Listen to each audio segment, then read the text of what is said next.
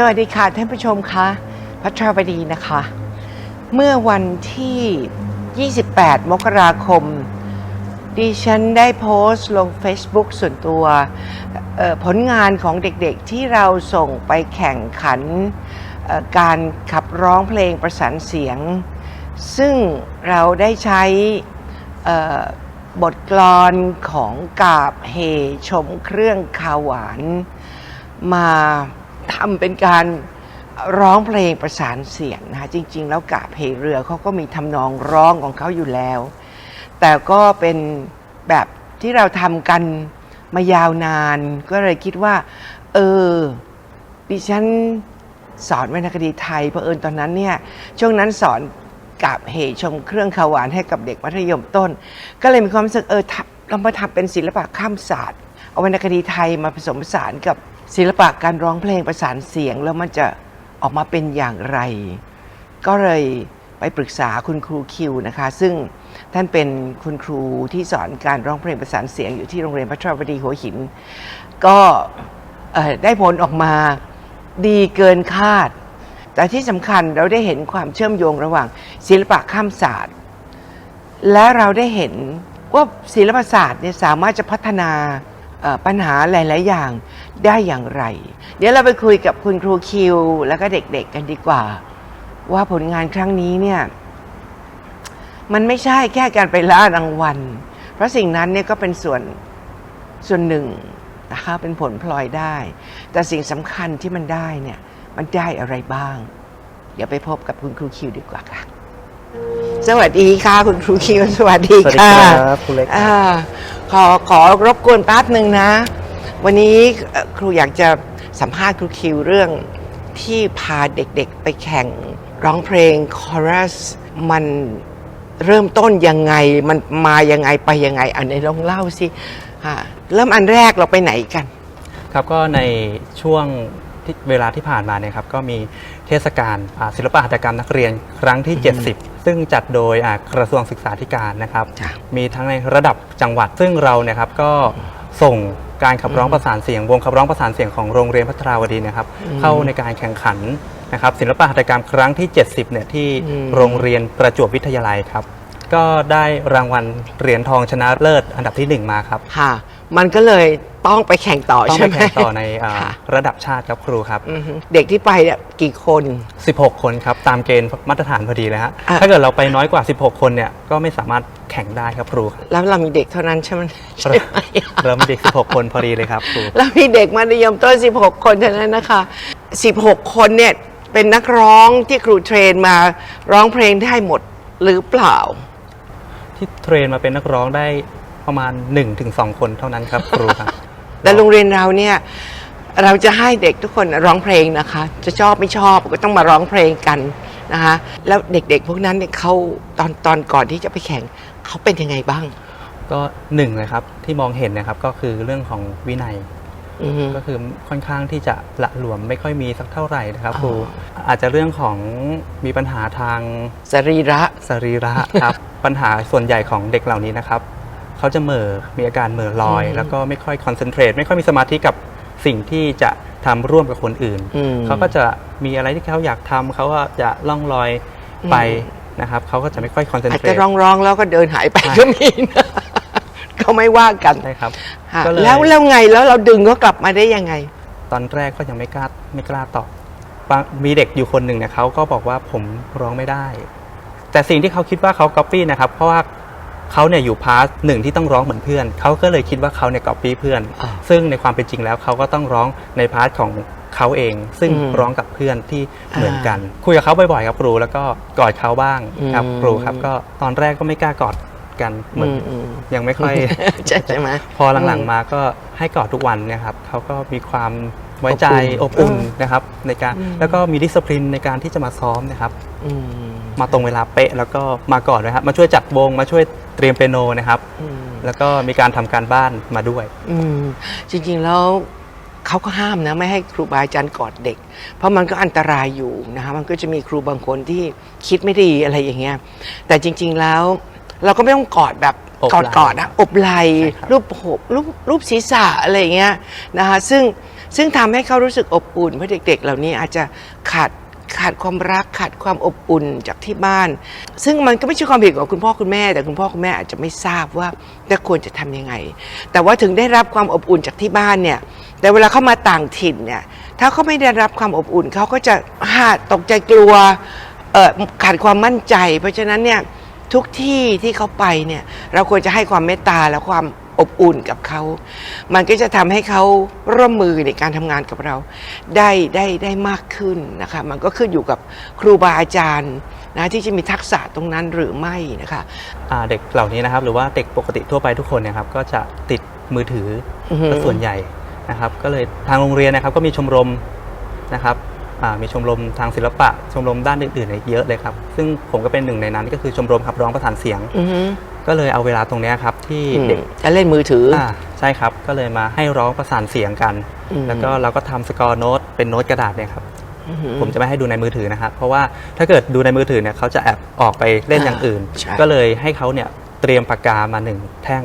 นะครับ1ด้ามนะครับให้จดรายละเอียดในการที่ครูผู้สอนเนี่ยครับปรับให้แล้วว่าคำนี้ควรปิดคำหรือว่าควรลากยาวเนี่ยครับให้เขาได้มีการเลคเชอร์บันทึกลงไปนะครับแล้วก็โน้ตนั้นก็ให้เขากลับไปเลยก็เป็นผลงานของเขาที่เขาได้จดบันทึกไว้ในโน้ตนั้นครับครูจริงๆการจดบันทึกหนึ่งก็เป็นทักษะอย่างหนึ่งที่เราฝึกเด็กในเรื่องการเขียนทั้งภาษาไทยและภาษาอังกฤษนะฮะก็แล้วแต่ว่าวิชานั้นต้องการภาษาอะไรนะฮะหรือเด็กถนัดภาษาอะไรเพราะที่นี่มีเด็กถนัดทั้งสองภาษามันก็เป็นทักษะของการเขียนนะฮะอย่าไปคิดว่ามันไม่ใช่ชั่วโมงภาษาไทยจริงๆชั่วโมงภาษาไทยภาษาอังกฤษมันอยู่ได้ทุกที่เลยนะคะแล้วไงแล้วก็เราก็จะมีแบบฝึกหัดให้เด็กการอ่านโน้ตไซต์รีดดิ้งครับครูซึ่งเป็นสิ่งที่ยากสำหรับเด็กมัธยมต้นนะครับมันต้องใช้เวลาในการค่อยๆสอนมันต้องละเอียดตั้งแต่พื้นนะครับพื้นฐานเราต้องละเอียดให้เขาเพื่อให้เขามีความรู้ความเข้าใจในเรื่องของพื้นฐานดนตรีก่อนถ้าเขามีพื้นฐานของดนตรีที่เข้าใจแล้วเนี่ยเขาจะทำต่อยอดไปได้ง่ายครับครูครับก็เลยให้เขาเนี่ยไซต์รีดดิ้งเอียร์เทรนนิ่งครับโสดทักษะในการซ้อมครั้งนี้ด้วยก็ก่อนที่จะซ้อมนะครับเราก็ให้ไซต์รีดดิ้งทีละคนกดโน้ตตัวแรกให้แล้วก็ให้เขาเนี่ยได้ไซต์รีดดิ้งอ่านโน้ตไปโดยที่ไม่มี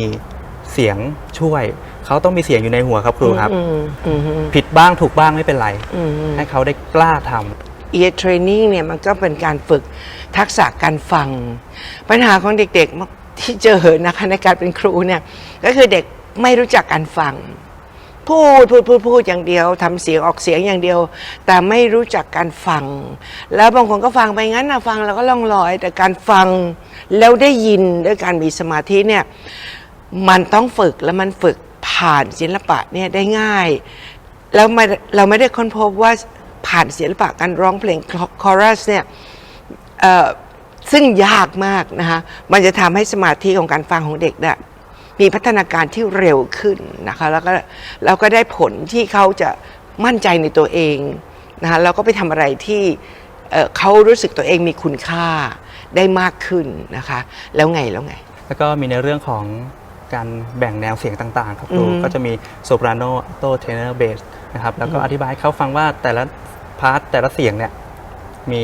ลักษณะยังไงแตกต่างกันยังไงนะครับก็มันอยู่ที่โน้ตนี่ด้วยใช่ไหมครูคนนี้ออกเทปตรงนี้คนนี้ใช่ครับเขาก็จะรู้จักเครื่องดนตรีโดยที่เขาไม่ต้องเป็นนักดนตรีครับแล้วก็จะสอนเรื่องให้เขาเนี่ยได้กดเปียโนได้เองอาจจะไม่ต้องส่องมือครับแค่อ่านโน้ตแล้วกดเปียโนไปได้เพื่อให้เขาได้ฝึกซ้อมด้วยตัวเองได้โดยที่ครูอาจจะยังไม่ว่างหรือว่าทำยังไม่มาอย่างเงี้ยครับเขาจะได้ไม่เสียเวลาเปล่าโดยที่จะต้องรอครูนะจะต้องใช่ไหมใช่ครับค่ะอันนี้ก็เป็น policy นโยบายของโรงเรียนนะคะเรามีเปียโน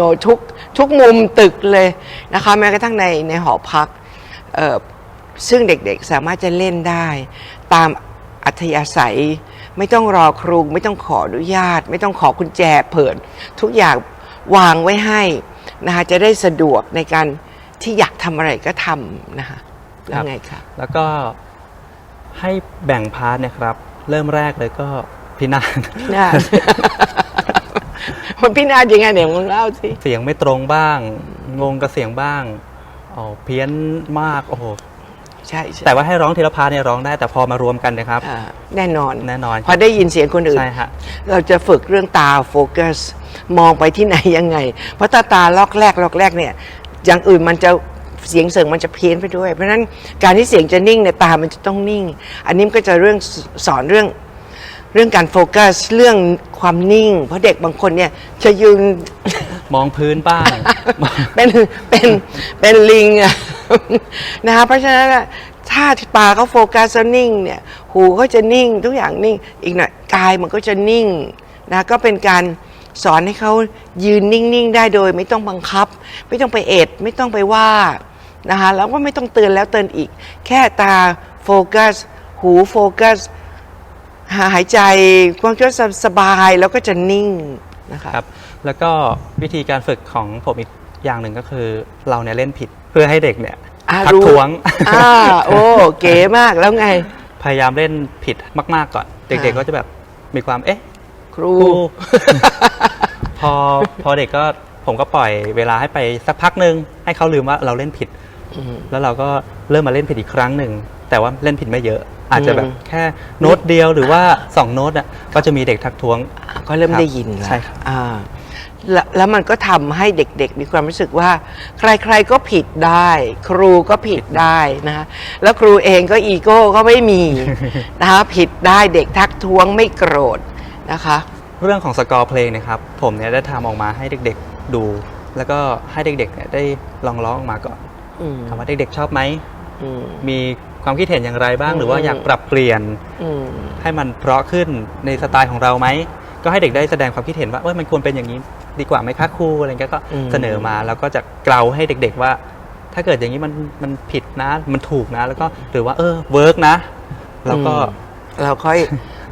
ก็เป็นการทำงานร่วมกันใช่ครับbrainstorming ทำงานร่วมกันไม่ใช่สั่งอย่างเดียวใช่ครับนะคะคือเด็กๆก็มีส่วนร่วมในการคิด create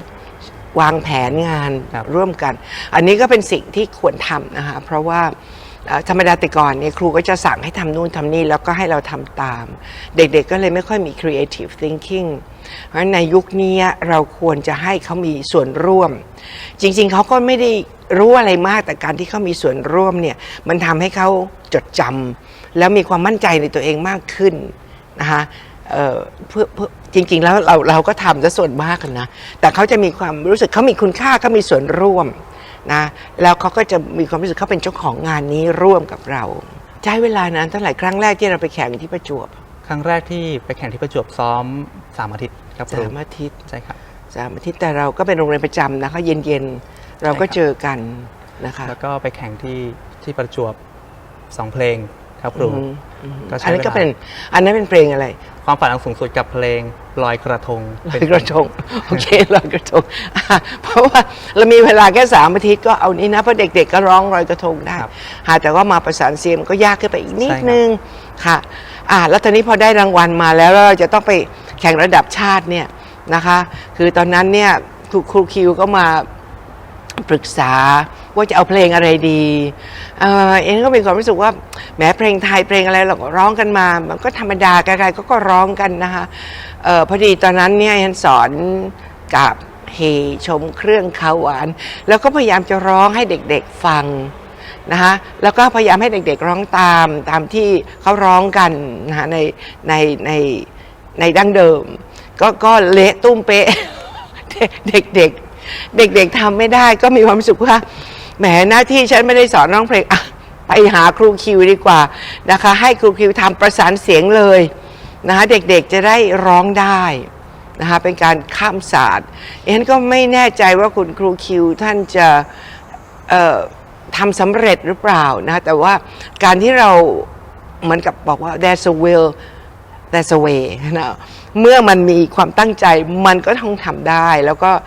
คุณครูคิวก็ไปปรึกษาคุณครูปุ้ยซึ่งเป็นคุณครูดนตรีไทยนะคะเรื่องการร้องการอะไรเพราะฉะนั้นการทำงานเนี่ยมันก็ไม่ใช่คนเดียวจะทำสำเร็จมันก็ต้องหลายๆคนช่วยกันนะเพราะในองค์กรเนี่ยถ้าเผื่อว่าทุกคนสามัคคีแล้วก็ร่วมจิตร่วมใจกันทำอะไรต่ออะไรร่วมกันเนี่ยไม่ได้นึกถึงว่างานชั้นงานเธออะไรเงี้ยนะมันก็จะได้อะไรที่ดีๆนะเพราะทุกคนมีจิตใจที่ดี คุณครูปุ้ยแนะนำอะไรยังไงบ้าง ครูปุ้ยก็แนะนำเรื่องของทางร้องที่เป็นเมโลดี้ครับครูว่าจะต้องเอื้อนเท่าไหนนะครับลักษณะของเมโลดี้เป็นยังไงนะครับผมก็พี่ปุ้ยครับครูปุ้ยครับร้องให้ผมฟังหน่อยแต่ผมก็นั่งเขียนโน้ตตรงนั้นเลยฮะเขาร้องมาผมเขียนโน้ตตรงนั้นเพื่อถ้าเกิดเราพี่ปุ้ยร้องให้ฟังหน่อยแล้วเรากลับไปเขียนมันจะผิดเพี้ยนไปครับครูก็เลยครูปุ้ยร้องให้ฟังหน่อยครับเดี๋ยวผมจะเขียนโน้ตเลยตรงนี้เพราะว่าจริงๆเอื้อนเอ้ยมันก็เล่นบนเปียโนได้นะคะครูเล็กก็ฝึกอย่างนั้นนะคะพอแต่ก่อนนี้ก็จริงๆเล่นเปียโนไม่เป็นแต่จิ้มเป็นครูเขาก็สอน สอนจิ้มเอามันได้ประโยชน์นะทั้งชีวิตที่ทำงานมามากมายเนี่ยก็คือจิ้มไอ้ที่ครูเขาสอนมาเนี่ยแล้วก็พออยากจะร้องไทยเดิมเนี่ยเวลาเอื้อนมันจะเพี้ยนก็มาจิ้มแล้วเอื้อนทุกโน้ตของเพลงไทยมันมีโน้ตน่ะใช่ครับนะคะเพราะฉะนั้นเนี่ยถ้าเผื่อ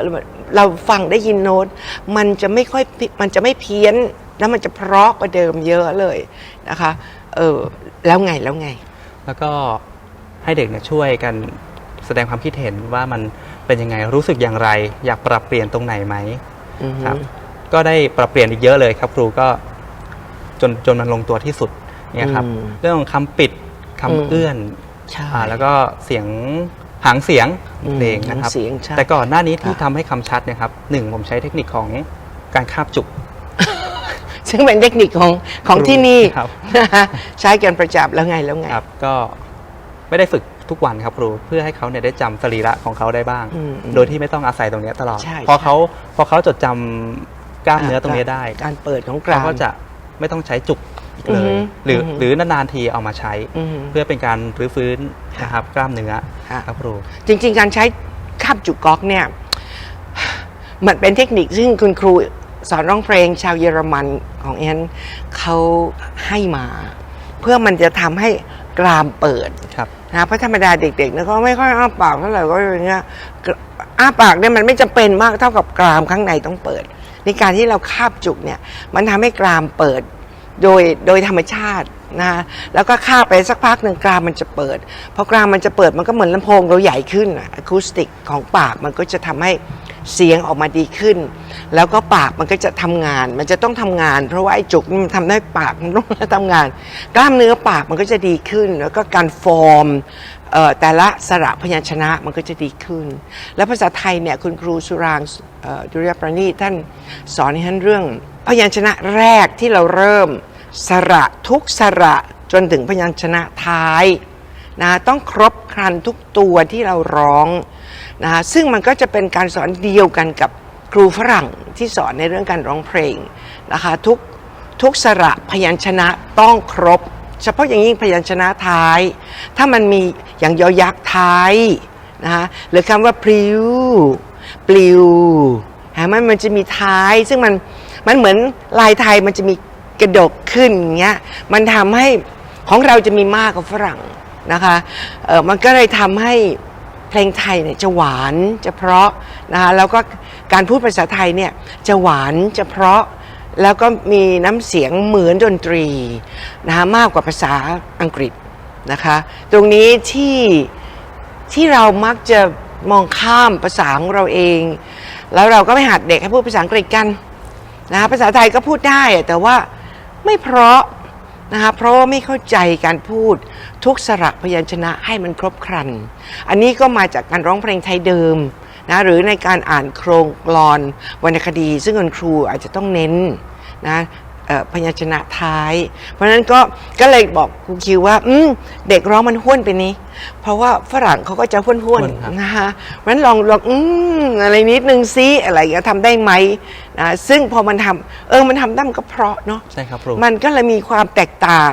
เป็นการคอรัสที่แตกต่างโดยใช้พื้นฐานของฝรั่งแต่มาพัฒนาให้มันเป็นความงามของคนไทยนะคะซึ่งอันนี้ก็คือวิธีการผสมผสานซึ่งเราต้องเอาความดีงามของทุกๆอย่างมาใช้นะคะไม่ใช่นี่คือศิลปะข้ามศาสตร์ไม่ใช่ใช้ดีงามของศาสตร์เดียวยิ่งเรารู้มากหลายๆศาสตร์แล้วความดีงามของหลายๆศาสตร์มาผสมกันงานก็จะเป็นนวัตกรรมที่แปลกใหม่นะคะแล้วก็น่าสนใจมากขึ้น แล้วไม่ซ้ำใครด้วยนะคะโดยที่บางทีคนไม่รู้นะคนไม่รู้อย่างอันเนี้ยคนก็ไม่รู้หรอกนะว่ามันเพราะอะไรนะคะแต่ว่ามันเพราะกับตอนแรกที่เราได้ยินที่มันห้วนแล้วก็เป็นห้วนค่ะแล้วไงแล้วก็ให้เด็กเนี่ยครับได้วิเคราะห์เรื่องบทกลอนนะครับที่เรามาช้อปปิ้งกันไหมว่าเราจะเอาบทไหนบ้างเพราะว่าในกาบเหตุชมเครื่องคาวหวานนะครับมันมีเยอะมากครับก็เลยแบบปรึกษาครูปุ้ยแล้วก็ปรึกษาเด็กๆว่าจะเอาบทไหนกันดีที่คำมันสัมผัสและเพราะครับก็เป็นการเลือกบทมานะครับในการร้องครั้งนี้นะครับก็เป็นวิธีเห็นไหมคะสอนวรรณคดีไทยจะให้เด็กมานั่งอ่านมานั่งท่องเนี่ยเขาไม่ทำหรอกก็โยนไปร้องเพลงกันแล้วเขาก็ไปวิเคราะห์ไปอ่านไปเลือกเพลงเห็นไหมนะคะนี่ก็เป็นการศิลปะข้ามศาสตร์ข้ามครูนะคะทำให้สิ่งที่น่าเบื่อในกลายเป็นสิ่งที่น่าสนใจสำหรับเด็กนะคะแล้วก็ซึ่งในแต่ละบทนะครับก็จะมีคำเอื้อนที่ไม่เหมือนกันแล้วก็มีเมโลดี้ที่ไม่เหมือนกันเลยนะครับใช่จะมันอยู่ที่อักษรสูงหรือต่ำใช่ครับหรืออะไรอย่างเงี้ยเพราะฉะนั้นตรงนี้เนี่ยถ้าเรามานั่งเลคเชอร์ในคลาสภาษาไทยมันน่าเบื่อมากนะแต่ถ้าเผื่อเขาต้องไปร้องเนี่ยเขาได้ลงปฏิบัติเลยเขาจะรู้ว่าตัวนี้มันเป็นอักษรสูงซึ่งเขาเรียนนะสูงกลางต่ำใช่ไหมอักษรสูงเขามันต้องร้องอย่างนี้มันถึงได้เป็นอักษรสูงไงอันนี้สิอักษรต่ำเสียงมันอย่างนี้เขาถึงได้เป็นอักษรต่ำอันนี้เด็กก็จะเข้าใจเรื่องอักษรสูงกลางต่ำนะคะจากการร้องเพลงการที่เขาได้ยินเสียงแล้วไม่เพี้ยนเนี่ยมันทำให้เขาฟังแล้วได้ยินเวลาคนพูดอะไรแล้วเขาจะตระหนักรู้ว่าใช่หรือไม่ใช่ความคิดเขาจะเกิดนะคะ yes no มันครูแอบเล่นผิดเนี่ยเด็กก็จะนะคะเขาจะมีทักษะของทันทีนะคะ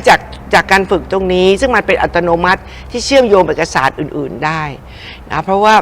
เราจะสอนยังไงให้เด็กฟังแล้วมีคำถามนะคะก็อันนี้ก็เป็นวิธีหนึ่งอาจจะมีวิธีอื่นๆอีกหลายวิธีนะคะใครที่ทราบก็มาเล่าสู่กันฟังได้เนาะแล้วไงแล้วก็ทำการซ้อมนะครับครูก็ประมาณ2 อาทิตย์เศษเวลาน้อยกว่าครั้งแรกอันนี้คือไปแข่งระดับชาติครับ2 อาทิตย์เศษคือกาบเหเนี่ยนะกาบเหแล้วก็กับเพลง I Will Follow Him อีกเพลง I Will Follow Him ซึ่งเป็นเพลงสนุกใช่ครับก็จะใช้เวลากับกาบเหซะเยอะกว่าเพราะว่าเราต้องสตาร์ดี้อยู่ดีมาร้องเลยเนี่ยมันไม่ได้ครับต้องสตัดดี้เนื้อร้องอะไรค่ะก็เด็กๆก็ไปแข่งแล้วไงในลองเล่าซิไปแข่งนี่ได้ความรู้อะไรมาจากตรงนั้นบ้างก็ได้ความรู้เรื่องของให้เด็กๆนะครับได้มีเวทีมีพื้นที่ไปแสดงต่างโรงเรียนบ้างแล้วก็กรรมการคอมเมนต์มานะครับกรรมการก็เป็นอาจารย์ระดับอุดมศึกษาครับครูก็คอมเมนต์มาว่าทั้งโรงเรียนนะครับทีมมีเท่านี้เหรอครับอะไรเงี้ย16 คนก็บอกว่าใช่16 คนไม่สมประกอบไม่ใช่นักร้องมีนักร้องอยู่2 คนนอกนั้นก็ไม่ได้บังคับมาแต่ว่าสมัครใจอาสาสมัครมาใช่ครับแล้วก็เขาบอกว่าทำมานานหรือยังทำมากี่ปีแล้วก็บอกว่าไม่นานก็2 อาทิตย์ก็เพิ่งเริ่มทำครับครูแล้วก็เขาบอกว่ารู้ไหมว่าวงของเด็กๆของโรงเรียนนะครับสูงกว่ามาตรฐานที่กำหนดไว้ผมก็มีความรู้สึกดีใจแต่ว่าความภาคภูมิใจจริงๆนั้นก็คือเด็กๆเขายิ้มแล้วก็เขามีความสุขที่เขาจะร้องเพลงเขามีความรู้สึกเขามีคุณค่าอันนี้ก็เป็นความรู้สึกที่สอนไม่ได้บอกไม่ได้เขาต้องฟีลเองแล้วทุกครั้งที่เด็ก on stage เล่นละครอะไรกับพวกเราเนี่ยนะคะเวลาเสียงคนปรบมือแล้วมีเสียงคอมเมนต์ดีๆมาเนี่ยนี่คือการปลูกฝังความรู้สึกที่ว่าทำอะไรดีๆตั้งใจแล้วเนี่ยมันได้ผลคือความรู้สึกที่มีคุณค่านะคะครับก็พอไปถึงสถานที่แข่งนะครับก็เห็นโรงเรียนอื่นเข้ามากันเยอะมาก40 คนก็ธรรมดาคอรัสเข้ามากัน40-50 คนเนาะ นะครับสี่ เพราะทำไมมันต้องมีเยอะๆอ่ะทำไมต้องมี หนึ่งครับเพื่อให้แนวเสียงนั้นนะครับ มัน แข็งแรงแล้ว แข็ ก็ งแรง แม่นย อืม ำใครผิดเนี่ยมันจะไม่ได้ยิน อืม แต่เด็กที่น้อยนะครับจะต้องเด็กทุกคนจะต้องมีคุณภาพมีคุณภาพเสียงทุกคน ค่ะ คนใดคนหนึ่งผิดนะครับก็จะได้ยินเลย แล้วเสียงเขาต้องมีวอลลุ่ม ใช่ครับ ที่เขาจะโปรเจกต์เสียงให้ได้มาตรฐานเท่า 40 คนนะเนาะ ใช่ครับ เรามีวิธีฝึกที่นี่นะคะ เราจะให้เด็กวิ่งไปกระโดดไปร้องไปอันนี้คือการฝึกที่เขาฝึกอีฮันสำหรับละครเพลง เพราะว่าการที่เราจะมีเสียง projection เนี่ยจะให้ตะโกนเนี่ยมันไม่เพราะ แต่ถ้าเรากระโดดไปอะไรไปเนี่ยนะมันร่างกายมันจะส่งเสียงเขย่าเสียงออกมาแล้วทำให้ลมหายใจเราใหญ่ขึ้นปอดเราใหญ่ขึ้นปอดที่ใหญ่ขึ้นหัวใจมันก็ใหญ่ขึ้นนะอันนี้เด็กจะใจกว้างใจมีกุศลใจมีเมตตามันไปเป็น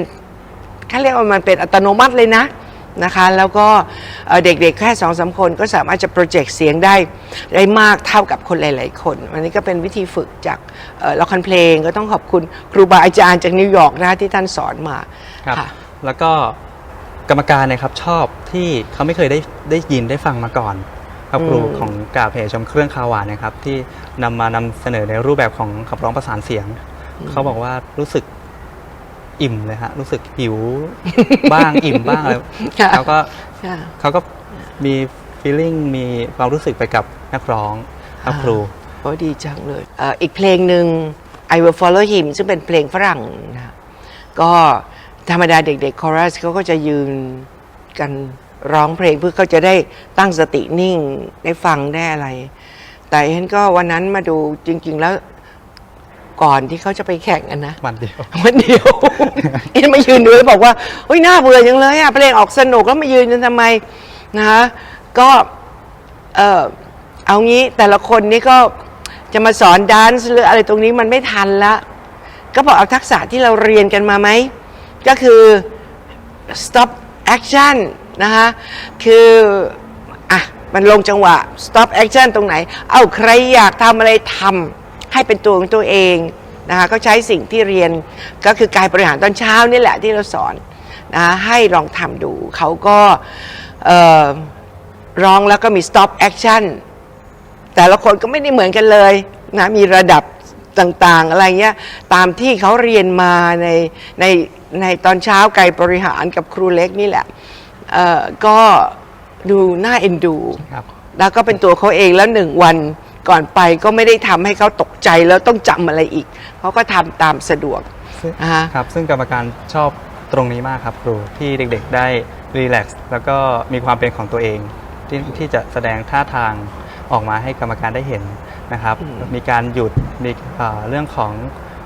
ความเลเวลสูง ระดับ แล้ว สูง ระดับ ต่ำ ใช่ครับ อันนี้ก็เป็นทักษะของเธียเตอร์ซึ่งเราก็ฝึกเด็กๆนะว่าเวลายืนอยู่ด้วยกันเนี่ยอย่ายืนเรียงแถวเป็นทหารเพราะเราไม่ใช่ทหารมีระดับต่ำสูงเหมือนธรรมชาติมีต้นไม้เตี้ยต้นไม้สูงเห็นไหมฮะไม่จะต้องมายืนเท่ากันมันผิดธรรมชาติ ครับแล้วก็การปิดคำนะครับกรรมการก็ชื่นชมตรงนี้มากๆ การปิดคำการใช้คำเรือตัวกล้ามนะครับเขาให้ความชื่นชมตรงนี้ครับครูว่าปิดคำได้พร้อมกันแล้วก็ได้สวยมากครับ เรือตัวกล้ำแล้วเน้นมากเราต้องขอบคุณอาจารย์สุรางค์ดุริยประณีตนะคะอาจารย์สุจิตดุริยประณีตท่านเป็นครูดนตรีไทยท่านตั้งแต่เด็กๆนะคะแล้วท่านจะเน้นมากเรื่องเรือตัวกล้ำนะคะโรงเรียนราชนีก็เน้นมากจนมันติดเป็นนิสัยใครจะพูดอะไรยังไงเลอะเทอะขัดหู ต้องคอยแก้ให้ทุกคนเมื่อทั้งครูบาอาจารย์ก็ทั้งคนงานที่นี่ก็ต้องคอยแก้เขาว่าเฮ้ยนี่ภาษาไทยนะมันไม่ใช่อะไรที่ยุ่งยากถ้าเผื่อเธอพูดไม่ได้เนี่ยภาษาเราก็จะวิบัตินะคะเพราะฉะนั้นเด็กที่เนี่ยเขาก็จะเราจะเน้นกันทุกวันอ่ะเพราะเด็กๆเดี๋ยวนี้พูดอะไรก็ไม่รู้ปรับปรุงเปลี่ยนแปลงขี้คายฟังแล้วมันไม่เพราะเลยนะคะก็อันนี้คือสิ่งที่โรงเรียนเน้นมากแล้วก็ต้องขอบคุณเด็กๆเลยที่พยายามนะครูบาอาจารย์ทุกคนใครพูดภาษาไทยไม่ชัดเจนเนี่ยให้3 เดือนนะถ้า3 เดือนยังไม่พัฒนานะคะก็คงสอนที่นี่ไม่ได้เพราะว่า เราเป็นตัวอย่างของเด็กๆถ้าครูพูดไม่ได้เด็กจะทำได้อย่างไรนะคะจริงๆแล้วถ้าคุณครูทั้งหลายถ้าท่านยังพูดไม่ได้ท่านก็ลองพยายามหัดดูมันไม่ได้ยากอะไรผิดพลาดก็ไม่เป็นไรคอยเตือนตัวเองอยู่เรื่อยๆเดี๋ยวมันก็ดีเองแล้วมันกลายเป็นนิสัยนะครับถ้าเด็กๆกลายเป็นนิสัยเมื่อไหร่เขาก็จะไปติดตัวไปจนแก่จนเฒ่าภาษาของเราก็จะไม่วิบัตินะคะครับแล้วก็เรื่องของการไปเจอสังคมที่นั่นเจอครูบาอาจารย์ที่มาจากต่างที่เด็กๆเราก็ยกมือไหว้สวัสดีทุกคนที่เดินผ่านแล้วก็มีการก้มหัวเดินผ่านผู้ใหญ่นะครับก็ยังไม่ทิ้งเอกลักษณ์ของเราตรงนี้ครับที่มีความอ่อนน้อมถ่อมตนนะครับแล้วก็มีความสุขุมครับครูไม่วุ่นวายนะครับก็บอกเด็กๆว่าถ้าเผื่อเธอแพ้เนี่ยเธอต้องแสดงความยินดีกับผู้ชนะนะอย่าตีสีหน้าแล้วการแพ้เนี่ยดีนะเพราะว่าเราจะได้รู้ว่าเราอยู่ตรงไหนแล้วเราจะได้พัฒนาตัวเองขึ้นไปอีกแต่ถ้าเราชนะอยู่เรื่อยๆเนี่ยบางทีมันจะทำให้เรากลางหัวโตแล้วเราก็หยุดที่จะพัฒนาเพราะเราคิดว่าเราเก่งแล้วจริงๆแล้วมนุษย์เนี่ยมันหยุดพัฒนาไม่ได้ถึงเราจะชนะแล้วก็ต้องบอกตัวเองว่าเหนือฟ้ายังมีฟ้านะคะแล้วก็มีครูบาอาจารย์พัฒนาอะไรได้ก็พัฒนาไปถ้ามันไม่ได้ก็ซ้อมเองฝึกเองก็ได้นะเพราะเรามีวิชาแล้วครั้งแรกเราได้เหรียญทองชนะเลิศใช่ไหมคะครั้งที่2ก็ได้เหรียญทองแต่เป็นที่3นะคะ19โรงเรียนครับทั่วประเทศใช่ครับโอ้ค่ะก็ตอนที่ดูผลนะครับครูก็ไล่ดูจากข้างล่างก่อนว่าโรงเรียนเด็กตรงไหนกะที่19ใช่ไหมโอเคเขาเลยแบบโอ้รางวัลรองชนะเลิศระดับที่2เหรียญทอง93คะแนนซึ่งหลังจากรางวัลชนะเลิศนะครับ1คะแนน1คะแนนใช่ครับค่ะก็น่าภูมิใจเนาะน่าภูมิใจเป็นปีแรกที่เราส่งแข่งครับแล้วเขาก็มีความสงสัยว่าโรงเรียนอะไรยังไม่เคยส่งทำไมไม่ส่งก็ไม่เคยส่งแข่งแม้กระทั่งที่ในระดับจังหวัดนะครับเขาก็ถามว่าพัฒนาดีไม่เคยส่งแข่งเลยนะครับปีนี้ตกใจเหมือนกันที่เห็นชื่อมาอะไรเงี้ยเขาทำไมไม่ส่งแข่งจริงๆแล้วเนี่ยไม่ได้ส่งแข่งเพราะว่าเราไม่มีครูที่สอนร้องเพลงคอรัสนะคะเรามีครูที่สอนร้องเพลงปกติดนตรีไทยดนตรีสากลเราเล่นละครแต่การร้องเพลงของเราเนี่ยยังไม่ค่อยได้พัฒนาไปในขั้นถึงคอรัสเพราะว่าไม่มีครูต้องขอบคุณอาจารย์ต่อนะคะอาจารย์ต่อยุทธกรสริกานนท์นะจากสวนสุนันทาท่านส่งครูคิวมาให้นะคะแล้วก็ครูคิวก็สอนคอรัสกับเด็กๆทั้งรวมทั้งสอนดนตรีสากลด้วยซึ่งฉันก็ไม่ได้คิดว่าเด็กจะสนใจหรือเด็กจะทำได้ดีนะแต่ต้องบอกว่าทุกอย่างเนี่ยเด็กจะดีไม่ดีอยู่ที่ครูนะครูจะพาเขาไปดีไม่ดีเนี่ยถ้าครูไม่ได้สนใจแล้วครูเห็นเด็กมันไม่เอาไหนอะไรอย่างเงี้ยไปดูถูกเขาซะตั้งแต่ต้นมันก็คงจบไปนานละนะคะก็ฉันก็เดินไปเดินมาก็เห็นวิจัยแล้ววงนี้มีพัฒนาการน่าตกใจมากนะคะก็เข้าไปช่วยดูอยู่เพราะว่าทักษะของเราเข้าไปบวกได้ยังไงนะเพื่อที่จะให้คุณครูมีความรู้ทางเธียเตอร์ทางอะไรได้มากขึ้นนะคะก็เลยทำงานร่วมกันสนุกสนานนะคะเราเจอเด็กเหล่านี้ครับห้ามถอดใจหรือว่าโอ๊ยไม่เอาร้องไม่ดีไม่เอาเราจะแก้ปัญหายังไงให้เขาได้เป็นส่วนหนึ่งได้เป็นส่วนร่วมของวงแก้ปัญหาดีกว่าไหมดีกว่าปล่อยให้เป็นไปแบบนี้ตลอดถ้าเกิดเราแก้ปัญหาได้ปุ๊บสบายเลยครับต่อไปไม่ต้องมาแก้อีกตรงนี้จากสิ่งที่เขาทำไม่เคยได้เลยครับครูเธอเหมือนครูเธอมากเลยนะจันต่อก็เป็นเหมือนเธอแกจะมีอารมณ์ดีแล้วแกก็จะไปเรื่อยๆเพื่อที่เดี๋ยวไปเรื่อยๆแกมีวิธีการปรับพัฒนาความคิดของมนุษย์ด้วยวิธีการชิวๆไปเรื่อยๆนะก็เนี่ยจริงๆแล้วครูบาอาจารย์นี่ก็มีผลนะคะกับเด็กๆเพราะว่าเขาถึงได้เรียกแม่พิมพ์พ่อพิมพ์ครูเป็นยังไงเด็กก็จะเป็นอย่างนั้นนะคะถ้าครูฉุนเฉียวสติแตกอะไรเงี้ยเด็กก็จะเป็นเพราะฉะนั้นเนี่ยเองเนี่ยได้เรียนรู้จากตรงนี้มันก็เลยนอกจากจะ จะได้พัฒนาเด็กต้องพัฒนาตัวเองก่อนนะต้องพัฒนาตัวเองก่อน เพราะว่าถ้าเรายังเป็นเลอะเลอะเทอะเทอะอยู่เนี่ยเราก็ไม่ใช่แม่พิมพ์ที่ดีของเด็กไม่ใช่ตัวอย่างที่ดีเขาอาจจะทำได้นะคะแต่ว่ากรอบนอกหรือบุคลิกหรือความประพฤติอะไรของเขาเนี่ยเขาก็จะก๊อปปี้ครูไปนะเราก็ควรจะต้องปรับตัวเองให้เราเป็นอย่างที่เราอยากให้เขาเป็นนะคุณพ่อคุณแม่ก็เหมือนกันนะคะอยากให้เขาเป็นยังไงต้องปรับตัวเองนะคะอยากให้เขาคิดดีทำดีแล้วก็ทำอะไรกับเขาไหมไม่ใช่ว่าเธอไปอ่านหนังสือสิเธอไปทำนั่นทำนี่เราไปทำอะไรกับเขาไหมเรามีความอดทนเพื่อที่จะสอนเขาเรื่องความอดทนนะสอนเขาแล้วเราก็จะค่อยๆรู้จักเขาไปด้วยว่าแต่ละคนเด็กแต่ละคนเนี่ยปัญหาไม่เหมือนกันสักคนนะคะอย่างร้องเพลงเนี่ยเพี้ยนก็ไม่เหมือนกันนะแล้ววิธีการฝึกมันทำให้เราเนี่ยหาวิธีฝึกเด็กที่มีปัญหาเยอะๆได้ดีขึ้นตำราที่ครูบาอาจารย์สอนไม่มีแต่เราเจอปัญหาอันนี้มันก็เลยทำให้เราเกิด creative thinking ว่าเราจะใช้วิธีใดที่จะเอาแต่คนนี้ให้มันได้อย่างที่เราฝันนะคะด้วยความอดทนของเราด้วยการ creative thinking ของเราไม่ใช่อำนาจไม่ใช่การสั่งขู่บังคับนะคะจากผลงานตรงนี้ทำให้ดิฉันเกิดความคิดอะไรอีกหลายๆอย่างเพราะจริงๆการทำงานร่วมกันเนี่ยมันก็คือ inspire หรือเขาเรียกอะไรจุดประกายให้กันและกันไปจุดประกายก็ทำนี่แล้วเขาก็จุดประกายให้คิดอะไรต่อขึ้นไปอีกเราก็จะมีผลงานแปลกประหลาด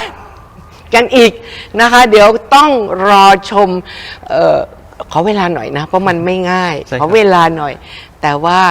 จากกาบเฮชมเครื่องคาวหวานต้องขอบคุณท่านกรรมการนะคะที่ให้กำลังใจเด็กๆให้กำลังใจพวกเราที่เป็นครูขอบคุณท่านผู้ชมหรือท่านที่อ่าน Facebook ของอีฉันนะคะที่คอมเมนต์แล้วก็ช่วยแชร์กันวิวเป็นแสนแล้วซึ่งอันนี้มันทำให้เรามีความรู้สึกมั่นใจว่าเรามาถูกทางแล้วนะเราทำอย่างเนี้ยมันไม่ใช่ไปลบหลู่ดูหมิ่นหรืออะไรยังไงแล้วก็คุณครูคิวก็ทำได้ไพเราะไม่ใช่ทำออกมาแล้วอะไรอย่างเงี้ยนะคะในรสนิยมอันดีด้วยก็เลยทำให้เราเนี่ยมีกำลังใจและมั่นใจที่จะทำงานที่ระดับที่ยากขึ้นไปอีกนะคะเอาไว้คอยติดตามชมกันดีกว่าว่ามันจะเป็นอะไรสำหรับวันนี้นะคะต้องขอบคุณสสสนะคะที่สนับสนุนให้กำลังใจให้เราได้ผลิตการพูดคุยที่เป็นประโยชน์แก่ท่านผู้ชมได้อย่างสม่ำเสมอนะคะแล้วก็จะทำกันไปเรื่อยๆนะคะไปเรื่อยๆเพราะว่าผลงานที่นี่มีมากมายบางครั้งก็เป็นไลฟ์บางครั้งก็ต้องเป็นอัดเทปอย่างนี้เพราะว่าไลฟ์ทุกครั้งมันอาจจะยากนิดนึงเพราะว่า subject หรือเขาเรียกอะไรประเด็นบางอย่างมันไลฟ์ลำบากนิดนึงนะคะก็มีทุกวันพฤหัสมั่งไม่มีมั่งอย่าว่ากันนะเพราะว่าฉันไม่ได้ทำตรงนี้เป็นอาชีพฉันทำตรงนี้นะคะเป็นการพัฒนาเด็กๆนะคะที่ตัดต่อหรือเจ้าหน้าที่หรือคุณครูของเรานะคะให้มีทักษะที่ดีขึ้นและดีขึ้นนะคะก็ขอบคุณท่านที่ติดตามชมอยู่สม่ำเสมอพบกันครั้งหน้าสวัสดีค่ะ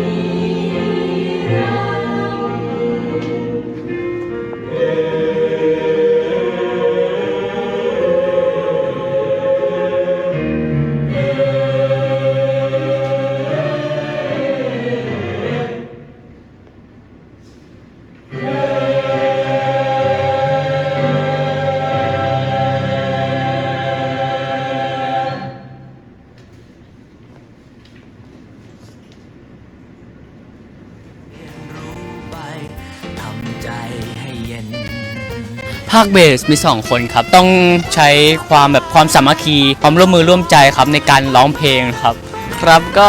ยากอยู่ครับเพราะว่าเราต้องฟังของทุกพาร์ทครับทำให้เสียงเราไม่กลบเสียงคนอื่น แล้วต้องฟังบาลานซ์ของแต่ละพาร์ทด้วยกันครับ ผมไม่ได้อยากเป็นนักร้องนะครับอนาคตของผมเนี่ยอยากจะเป็นตัวแทนการค้าในสถานทูตนะครับแต่ว่าสิ่งนี้ครับถือว่าเป็นบทบาทหน้าที่ที่เราจะทำแล้วผมก็พยายามจะทำมันให้เต็มที่ครับอาชีพผมในอนาคตคือเราต้องคุยกับต่างชาติ หรือว่าคุยกับคนไทยด้วยกันเองครับเรื่องการค้าผมว่า mood and tone ของเสียงเนี่ยในการพูดผมว่าก็มีผลนะครับการพูดให้มันน่าฟังพูดให้เข้าใจง่ายรวบคำครับ จริงๆแล้วผมก็อยากเป็นโปรแกรมเมอร์นะครับผมหรือนักตัดต่อวิดีโอก็ได้มาเข้าร่วมชมรมนี้ก็มันคือประสบการณ์อย่างหนึ่งนะครับผมแล้วก็เป็นหน้าที่ด้วย นอกจากว่าหนูเป็นคนที่ไม่ค่อยกล้าแสดงออกการขับร้องประสานเสียงนี้มันทำให้หนูรู้สึกเหมือนแบบกล้าแสดงออกมากกว่าปกติ แล้วก็แบบมุ่งมั่นในตัวเองอะค่ะ มาช่วยเรื่องการฟังของผมได้ดียิ่งขึ้นครับแล้วก็รวมถึงการพยายามจูนเสียงให้เข้ากับตัวเพลงที่จะร้องครับส่วนผมก็ได้เรื่องสมาธิครับแล้วก็ได้เรื่องการฝึกร้องเพลงได้เรื่องวินัยครับแล้วก็การฟังครับ ตกใจค่ะที่ได้คะแนนสูงขนาดนี้เพราะว่าวงเราก็มีคนน้อยด้วยค่ะ ใช่ค่ะแล้วก็ไม่คิดว่าจะได้คะแนนเยอะขนาดนั้นด้วยค่ะ